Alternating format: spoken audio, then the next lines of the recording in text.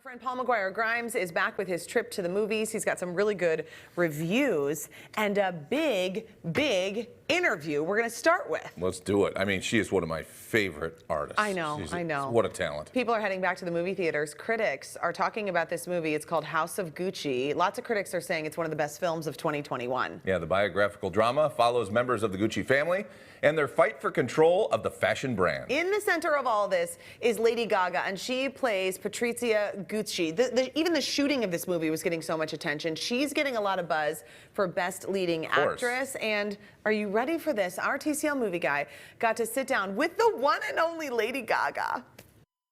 This is serious. And you're laughing it off. At least it's my name on the mugs, not yours. Our name, sweetie. You're no stranger to the fashion industry, but I'm curious, how did your opinions about Patrizia and the Gucci family change after really learning the truth behind what happened?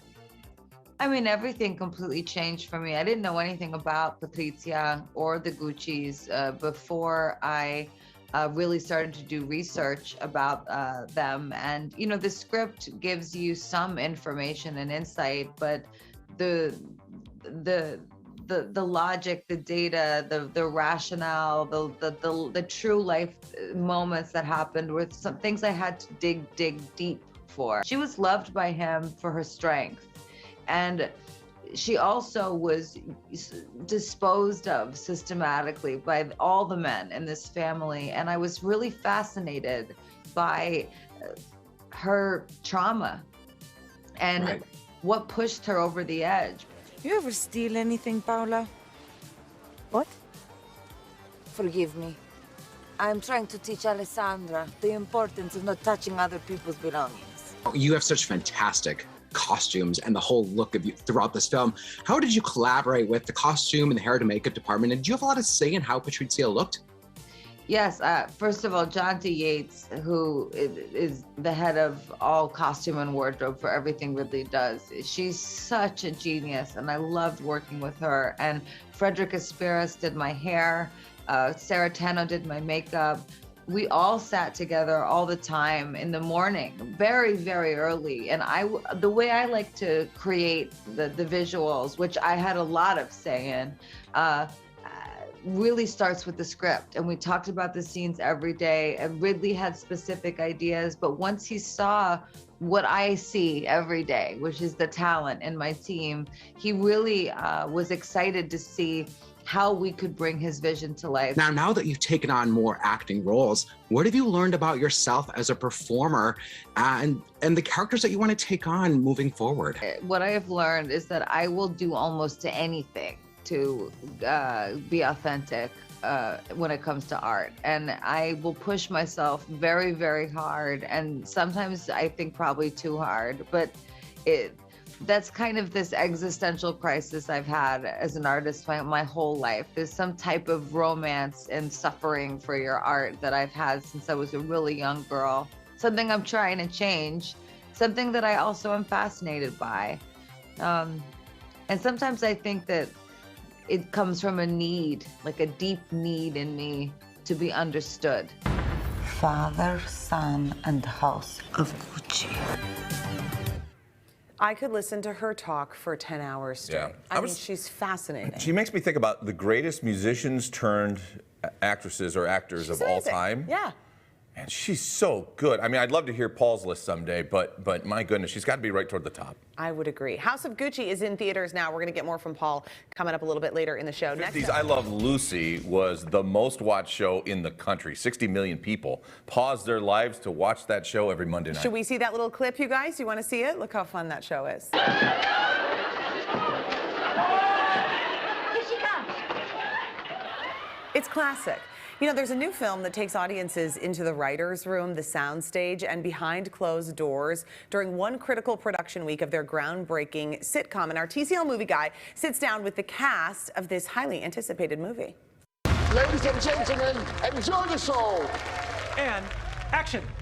I had no idea it was going to be a hit. People out there that are maybe watching I Love Lucy or being the Ricardos with a really 2021 lens of the industry, how different was it back then that made Lucille and Desi just stand out to be the groundbreaking icons that they are? You're asking me because I'm the only one who was old enough to actually remember. I do remember watching the show on my parents' black and white TV, you know, the massive 13-inch screen.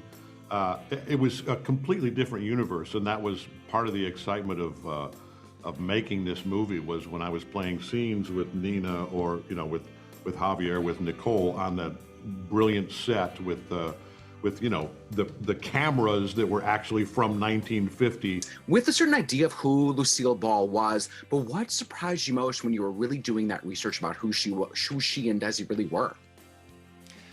It was fantastic, and I'm counting on people coming into the theater thinking they know who Lucy and Desi were.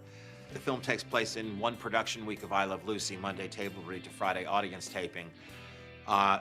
They are presented with 3 huge problems that could end their careers and end their marriage. I knew a little bit about the I Love Lucy show and Lucy, but the story was just page-turning. And it was crazy good. So I said, yes, yes, yes. You really wanted to play Desi. How did you fight for it? And what were maybe those lesser-known qualities about Desi that you wanted to showcase? I wanted to just embody him and inhabit that energy of his, which is kind of far from my energy, in the sense of, for example, he is a person that really overcomes every obstacle with a lot of sense of humor. Do either of you have a favorite Lucy episode of I Love Lucy? I love the chocolate factory when they go to get jobs. That it's just so iconic for me. Right. I'm gonna go with Vitamita Vegemin, or Fred and Ethel fight. We've been through worse than this. We have? No. Oh my gosh, okay, so Paul's joining us now to talk more about this movie. I was so riveted by those conversations and by the clips. I totally want to see this. I really enjoyed this film. I mean, I didn't know a lot about Lucille Ball and Desi Arnaz, and what I think this movie does well is remind you that they are not the Ricardos. Yeah. And they fought for everything in the industry. And Nicole Kidman commands the screen as Lucille Ball, and she makes you earn a lot of respect for who Lucille was at this time. And what I love too is that it's just 1 week. You know, so many biopics are like the whole life story, the whole Wikipedia page. So much. Yeah. And I love the focus here. And you learn how they never wanted to have her pregnant on screen.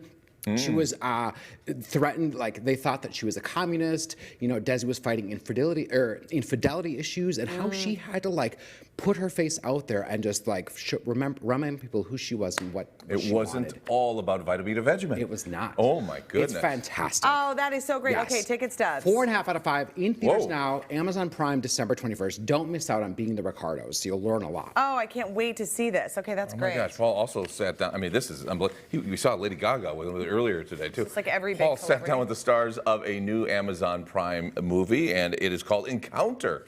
And take a look at this. Keep your eyes open. The game is called Get in the Car as Fast as Humanly Possible. You gonna let him beat you? Now, I love the road trip element with the father and his 2 sons on the road. And I'm curious, did you two, do you guys go on road trips with your family? And are there any favorite locations and things that you've seen along the way? I do really love taking road trips as well and going camping. I live in Canada, so I'd go sometimes to Banff and to Canmore a little bit and just hang out there. And Actually, after the film was shot, my family actually went to Utah. So we went to Monument Valley, Zion, Bryce, Grand Canyon. Why can't we go home? This ain't a road trip, it's a rescue mission. Nothing bad's gonna happen to you while I'm around. Besides, if this ain't a hell of an adventure, I know what is, dude. It's funny now that I think about how we used to travel, and I was born in the 70s, so when I was young, people used CB radios, and you know, when the big trucks would drive by, you'd do this, and they would blow the horns. I mean, those are the things that I like to remember on road trip. I kind of mined a lot from that experience when I was working on the script, because there's a lot of friction in the car. You put, 2 kids and a single father alone in a vehicle for many hours. There's a lot of arguments. There's a lot of laughter. There's a lot of learning and coming together and falling apart. Hangs out with Octavia Spencer, too. I know, gosh. 3 Oscar winners in 1 week. I love those kids, though, too. They were adorable. Fabulous. So adorable. It seems like an intense movie. Are you following along with it? What's happening? Because I didn't really gather everything from those clips. The premise is that Riz Ahmed plays this Marine who believes that there's this like microorganism taking over the planet and all of our bodies. So he takes his 2 sons on a road trip to save them.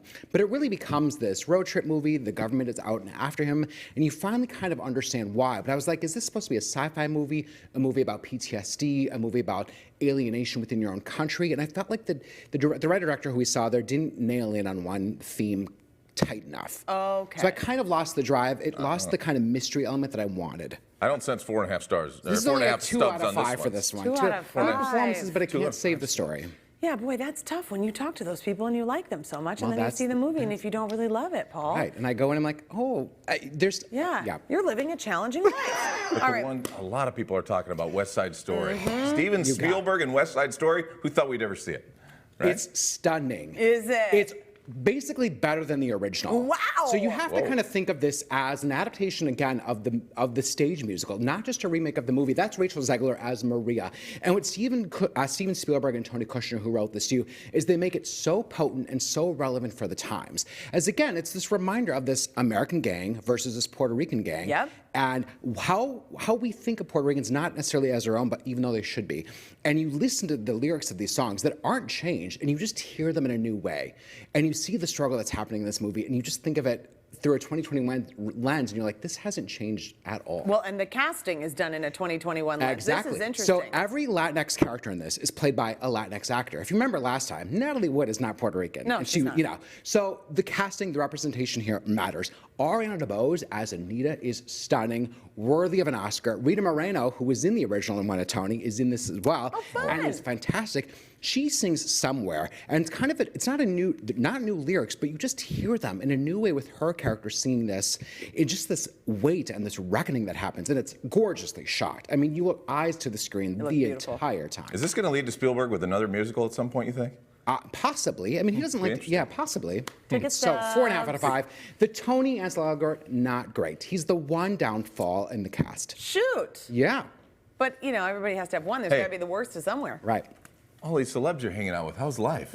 Pretty good. Busy. Paul, great job. All right. Thank you. Thank For you. updates on movies and streaming services, you can visit Paul's website, paulstriptothemovies.com. You can also listen to Paul on the Colleen and Bradley Show on My Talk 1071 every Friday, or watch him on his YouTube channel, also called Paul's Trip to the Movies. And you can visit one of Muska Lighting's showrooms in Roseville or Eden Prairie. They're ready and waiting to help you find the best fit for you. And they want to share a special thank you to everyone they've worked with this year. Just thank their clients, and they wish everyone a safe and happy holiday. They'd love to help you change up your holiday table. You can get 10% off custom bulbs at Muska right now. Just mention Twin Cities Live. All right, coming up next, you may have seen The Nutcracker a million times, but not like this. Thanks to Muska Lighting for sponsoring TCL's movie trip. Replace old and dated fixtures with a new light and change the look and feel of your home. Our mudroom fixture from Muska Lighting is a total showstopper. We get compliments from everyone who walks through the door. Talk to the experts at Muska Lighting in Roseville and Eden Prairie for help finding the perfect light for you.